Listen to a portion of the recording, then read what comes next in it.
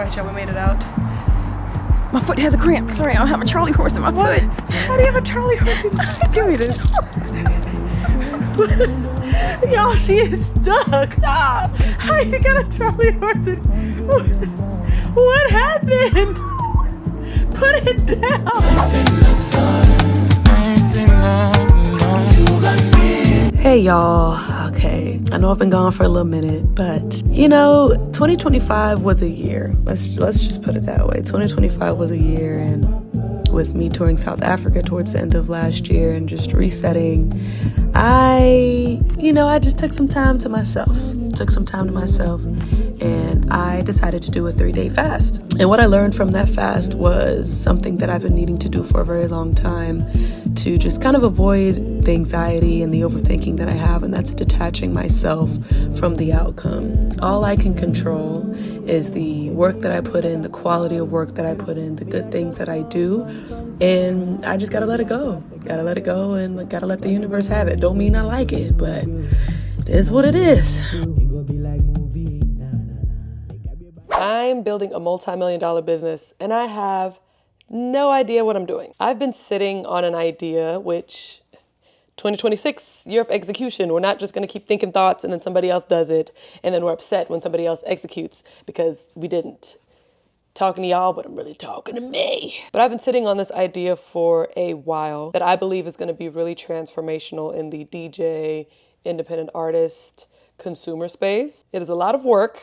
It is a lot of hard work. And I'm about a week and a half in on actually taking it seriously, doing the research. I did recently post a market research video that a lot of y'all answered and actually provided really helpful insight for. And I've been able to take that data to kind of help figure out which direction I want to go. Because technically it's like two different ideas, but doing them the right way will really go hand in hand, because years of posting content and years of being a DJ and posting online, there are so many legalities around copyright and labels ready to take them videos down, ready to get your pages deleted over that music, which to me, there is no revenue coming from these videos to myself, to you, to your artist. It's genuinely free promotion. How many videos have gone live of throwback songs or even current songs going viral, right? And really amplifying an artist. And as DJs, playing other people's music, putting people on to new music, providing a good time, that's what we do, right? So I just don't understand what the big issue here is, right? So that's a whole nother situation. That's been one of the biggest things that has made this process kind of difficult. But we don't stop. We keep working. Work. But yeah, so that's just been an ongoing thing. That's my own personal beef with the labels, because it'd be different if we were actually getting paid for these videos. Don't monetize them. Okay, totally understand. I want to make sure you respect the artist, respect the craft, even though y'all labels be greedy. That's beside the point. Because if you really cared about your artist, right. Anyways, don't monetize them for sure, but like getting them pulled down or muting songs, I don't understand that. I don't understand that. So algorithms and just a lot of stuff that I don't think favor up and coming artists or even independent artists that may have been in the game for a very long time. I just don't think there's any type of favor there. And based on the research and what y'all have shared and just my observations and just asking people, like, people still want to discover new music. People still want to learn about new artists. The biggest thing that I loved on this research that I posted is that people love supporting smaller artists, up and coming artists, and being first to the curve. They like putting their friends on to new songs. Like, I think that's awesome, because in a time where if you don't have 1 million streams or whatever, your music is not getting really played, pushed, promoted anywhere unless you're a DJ. That's, you know what I'm saying? But once again, then if you're signed to a label, you see what I'm getting at here, right? It's a problem. And I'm a problem solver. It just gets difficult. And I'm a firm believer that if you're a creative, whether that is a musician, whether that is an artist, like painting, sculpting, like any type of art, I believe you should be able to make a living off of your art. You know, there's tons of music out there that needs to be heard by people. There's art that needs to be shared with people. But if you don't have a way to make a living off of that, you're probably not going to share because you have other things to worry about. And then therefore, there's a ton of lives that go unimpacted. And then there's war. That's just how that goes. So I don't want war. And I also firmly believe that every artist, getting back to from a musical standpoint, is not meant to be a superstar. There's only one Beyonce. There's only one Brianna. There's only one Kendrick Lamar. There's only one Adele. You know what I'm saying? But there are many artists that make really great, impactful music that might never win a Grammy, that might never sell out arenas. But guess what? They're going to have consistent 5, 6, 7, 1,000 cap rooms and supporters at every one of their shows, selling out their merch. They might not get 10 million streams on social platforms, but they have a set community where I think in today's society as an artist, if you're making $100,000, $150,000, $200,000 a year off of your music, that is more than a sustainable living wage to live comfortably. You know what I'm saying? And I feel like that shouldn't be that hard to do. You shouldn't have to have a viral song. You shouldn't have to be talking about whatever just to make a living off of your music, to have people care, to have people discover it, to have it played somewhere. You know what I mean? Very passionate about this topic, as you can tell. So I decided I'm going to document this journey. I'm going to try to figure out how much of it in detail I want to share, since I'll be posting updates. So I will be giving details, but I don't need people with more money than me to take my idea and then run away with it. You know what I'm saying? They say what's for you is for you, but if I had $1 million to spend right now, this idea would have been launched 6 years ago. Okay?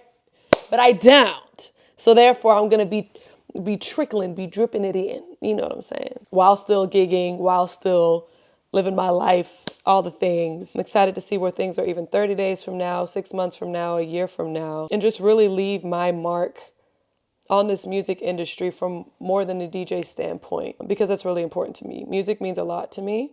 Music to me is the second most powerful thing in this world, right after love. And it just brings people together. Like it's just, music just makes me feel good. And I don't want people to be discouraged from making more music that makes people feel good, because since we've been in streaming and all, like I could rant on this topic literally for forever. But if I can do my part to make sure that people keep putting out people's favorite songs and keep putting out music that is saving people's lives, I'm going to want to do that. We're figuring it out, but it's there. Just gotta execute. Yeah. Yeah. And I know I was just talking about those 2 projects, but I wouldn't be myself if I didn't add more to the plate. So I actually have a 3rd project, which is a live events project. I had my first event back in 2023 and kind of took some time to revamp it, rethink it, and I'm ready to bring it back and on a whole nother level. And I'm so excited. I can't wait for y'all to see.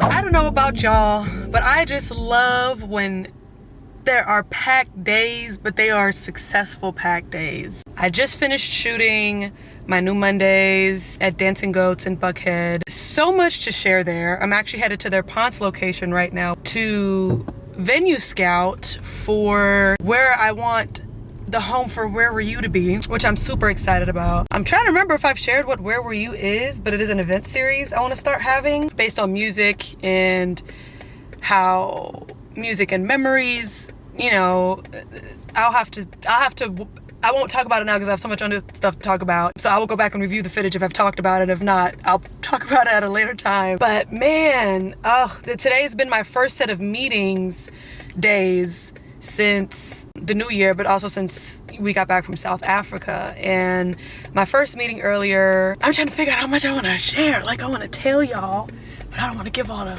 you know what, fuck it, we gonna talk about it. Because why the fuck not? But I met with Melanie, who is the founder of Made for the W, which is a really cool platform around championing women's sports. And they do a lot of cool stuff.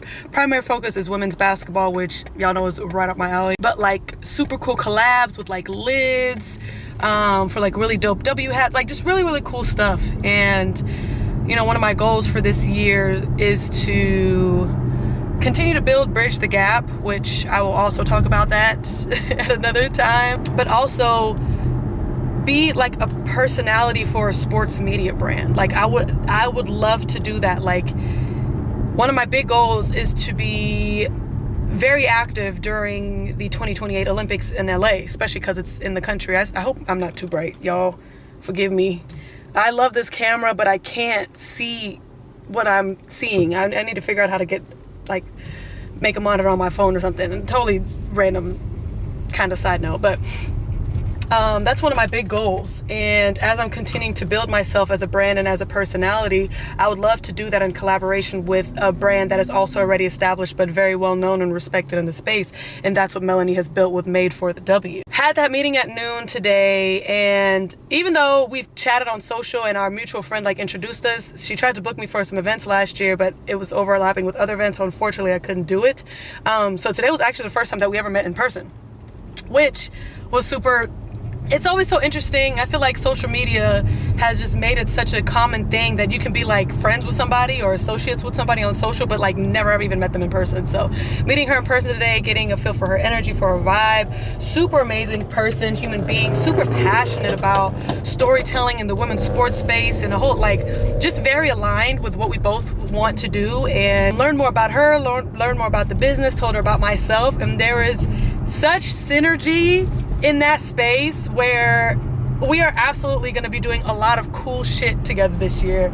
And I cannot wait to, I can't wait. Like, I can't wait. Like, from merch drops to just so many cool things. And today's already been a great day because I slept in for the first time since we've been back from South Africa, which I've been up at 6 a.m. every day, so I slept until 9 today, woohoo. But I also got a text message that asked if I wanted to be one of the PA announcers for the SEC Women's Basketball Championship in March. Yeah, and I said yes, of course. Like, being a woman in the sports space is already it's already difficult enough, let alone being a black woman in this space. But like, PA announcing is something that is so heavily male dominated. Like, besides myself, I only know of one other woman who has ever been a PA announcer or does PA announcing, and that's her name is CJ Simpson. She's currently with the Aces, Las Vegas Aces, but she used to be here and she did it for the Hawks from time to time and stuff like that. So obviously them bringing the Hawks, also bringing me in for PA, MC, stuff like that. Super awesome. But like, there are no women in the space, and obviously there's a bunch of women's sports, so why not let women also be part of the game day experience? Like, it's always men. So that was amazing, because when the SEC had first reached out to me about doing the volleyball tournament, which I of course said yes to DJ and MC that, like, y'all know I love women's sports, but basketball is my number one. And obviously, besides, SEC basketball, men's, women's, SEC football, SEC volleyball, like, SEC is such a power conference that I would love to do more work in. So besides already being excited to do the championships for volleyball, like, I was like, of course I'm gonna extra make sure I do a great job, because I also let them know, like, I have interest in other sports, and if there's ever an opportunity for basketball, like, hell yeah, you know what I'm saying?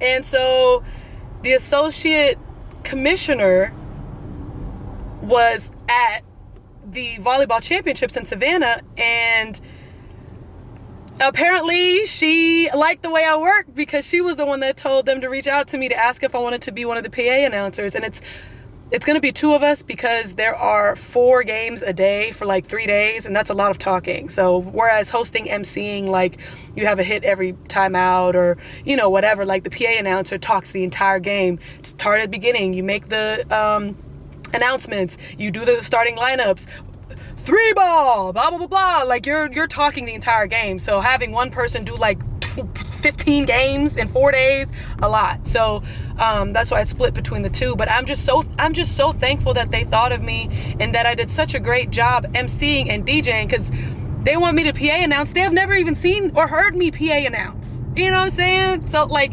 oh my God, I'm just so thankful. I'm so thankful. I'm so grateful.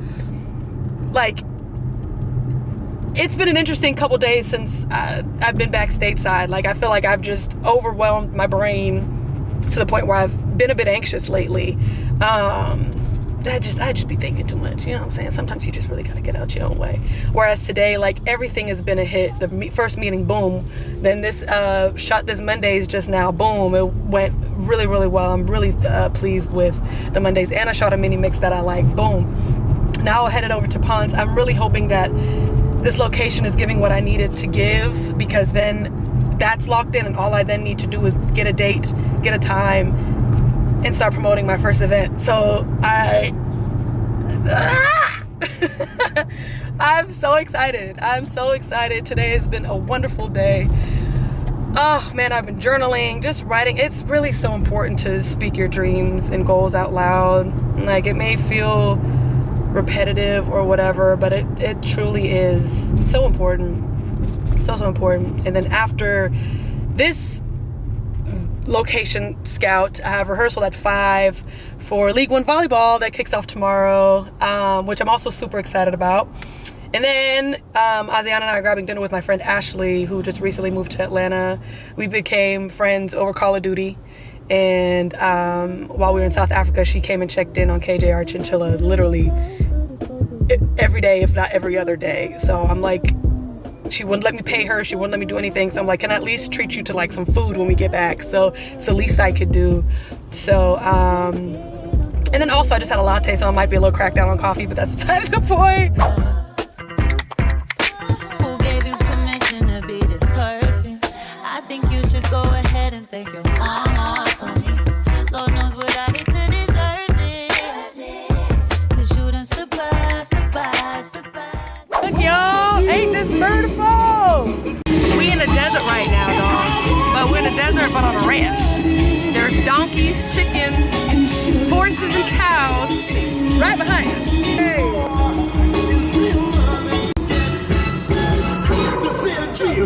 What you see, what I mean, what you see. It's what you get, my baby. It's what you get.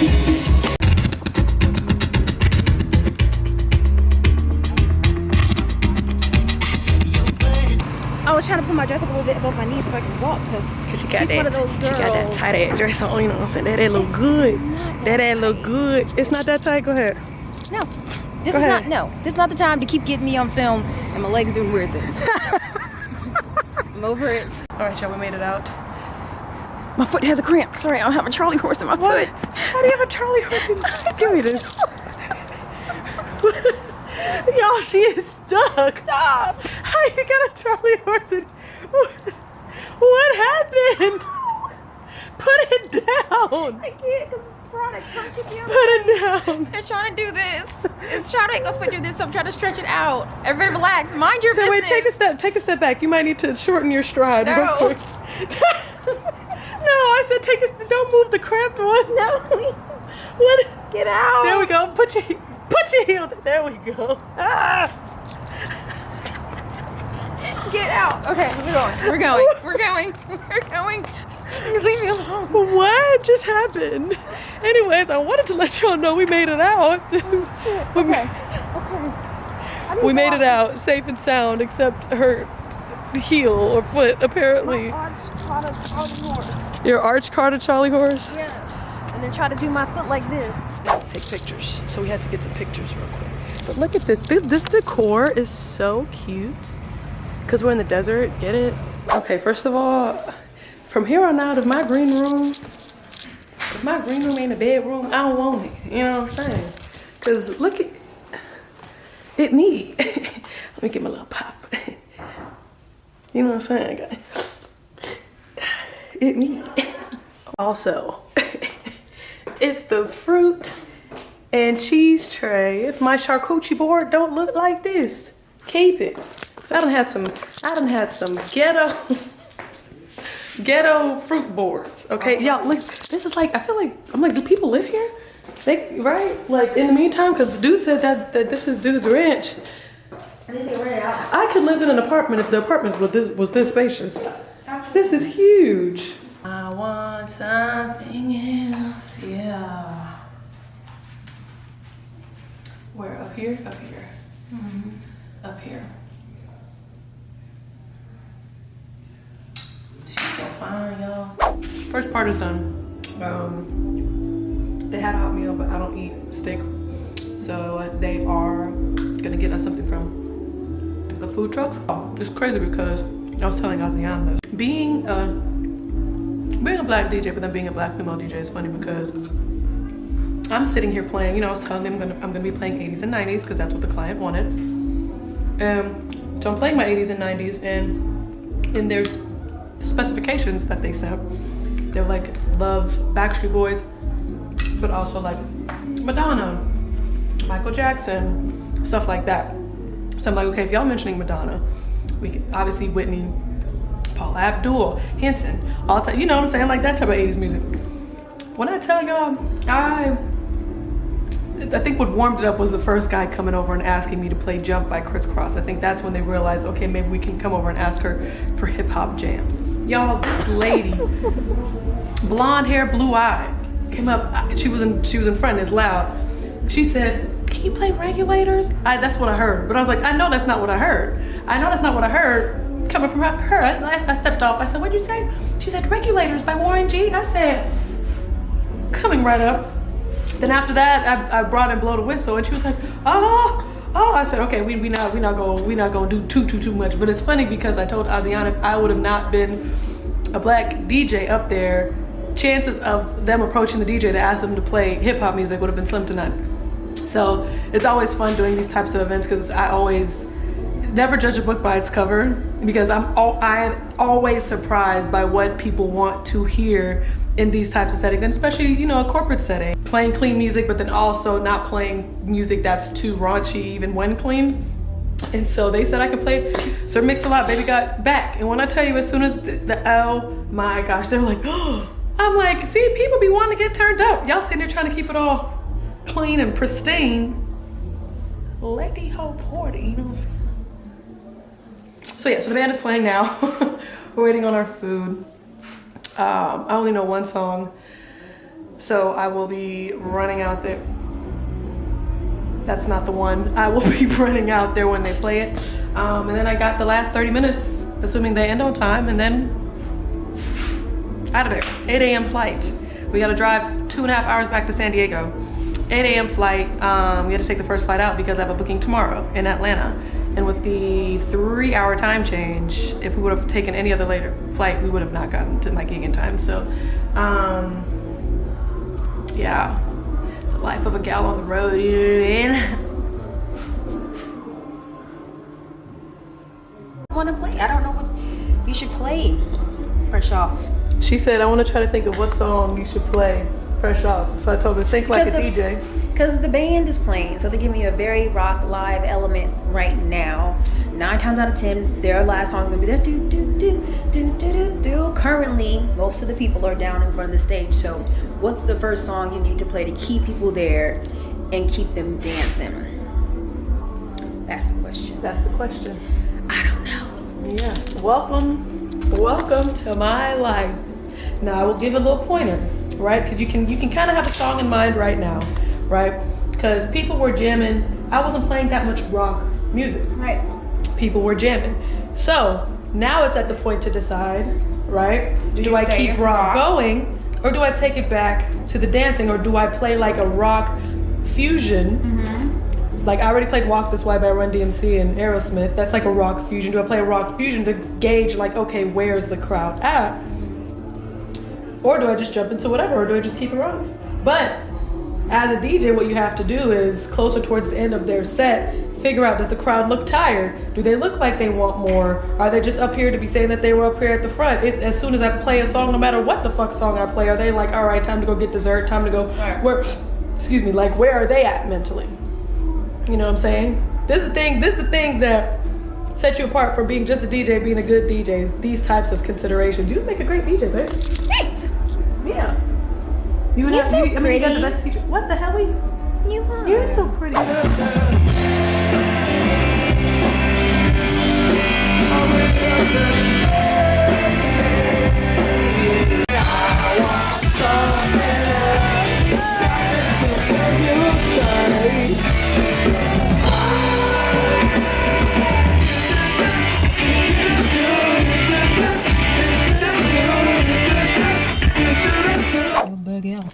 Let's say this is my bad girl. That's your bad girl. This is my bad girl. This is your bad girl. This is my bad girl. Yeah. How you spell that? Bad girl? This is my bad girl. That's your bad girl. Bad girl? Bad girl. How you spell bad girl? I don't know. But that is your bad girl. B-E-R-G-E-R.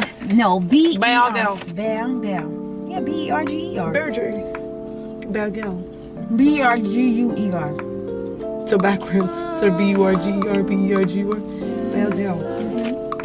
Anyways, we got our bad girls from In and Out. So yeah, man, thank y'all for coming back after all this time and watching a new YouTube video. I had paused for a second to figure out, okay, how many YouTube videos can I realistically post? How much of this journey do I actually want to document?